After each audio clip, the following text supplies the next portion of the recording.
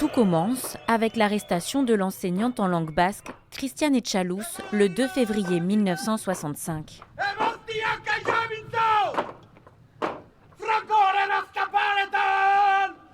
Pour raconter ces faits historiques et ancrer le réel, le théâtre, habituellement absent des pastorales, est parfois convoqué.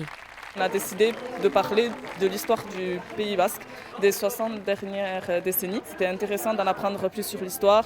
Et puis il y avait aussi une nouvelle dynamique, surtout celle de la transmission, de transmettre, que les anciens nous transmettent cet héritage qui est la pastorale. S'ensuivent l'ouverture des premières écoles bascophones en 1969,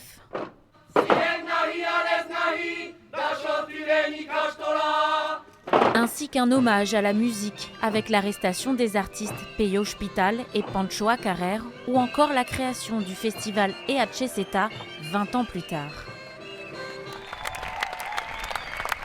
Il y a un élément qu'on voulait faire sortir notamment, c'est le pouvoir de la musique sur les gens, sur la société, la façon dont elle peut changer les choses et faire réfléchir. 7 auteurs, 3 metteuses en scène et près de 80 comédiens. Barkus a su mobiliser la majeure partie de ses 500 âmes pour mener à bien ce projet. C'est vrai que nous, depuis tout petit, on suit les pastorales et donc là, d'être le personnage principal, c'est un honneur aussi d'être sujet d'une pastorale.